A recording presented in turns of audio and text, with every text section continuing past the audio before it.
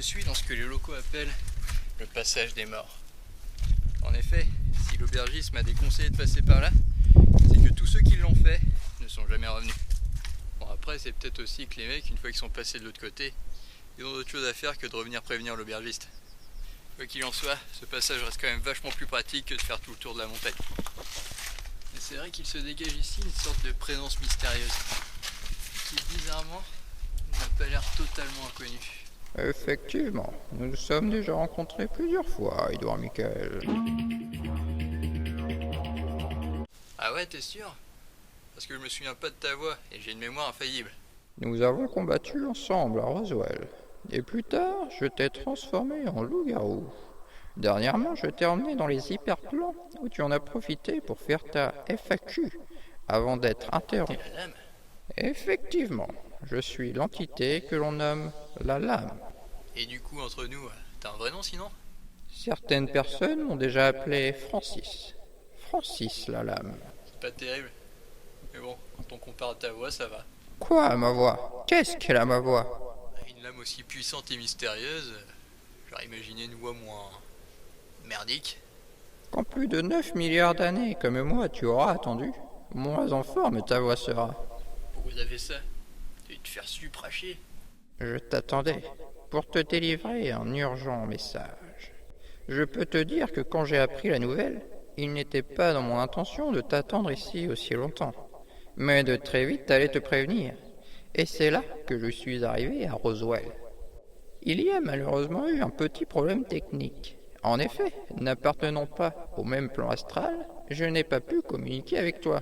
Ce serait plus sympa avec des images.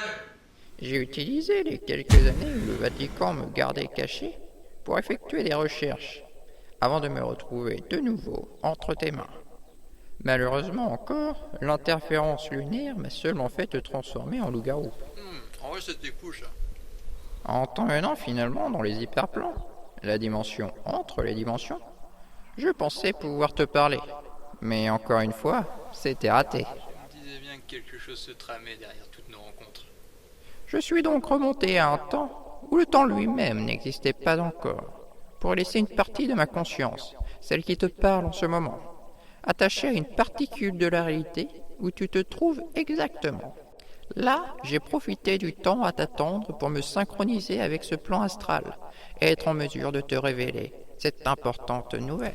Bah putain, après tout le mal que tu t'es donné, j'espère qu'elle en vaut la peine. Oh, pour sûr, elle est en rapport avec le livre des prophéties d'Edouard Michael, un ouvrage remarquable dont je suis le gardien. Ça c'est plutôt la classe. Je sais, mais je m'excuse auprès de tes spectateurs qui doivent trouver mon histoire décousue de fil blanc. Oh, t'en fais pas pour ça, ils sont habitués depuis le temps. Tant qu'on suit un fil rouge. Du coup, c'est quoi cette nouvelle que tu dois m'apporter de toute urgence? Tu te souviens des mecs qui ont interrompu ta vidéo FAQ dans les hyperplans? Ouais, ces cons ont explosé la caméra avec leur pistolet laser. Mais bon, derrière, on leur a quand même bien bousillé la gueule, en leur envoyant les lasers direct dans la tronche.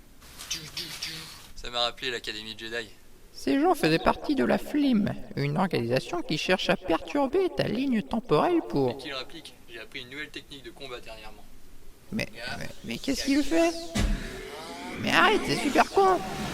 Alors, ça pète ou... Ah merde, c'est plus un peu là, non? Il ne me reste maintenant plus beaucoup de temps pour te révéler également que FLIM est en réalité un acronyme signifiant Fonds de Libération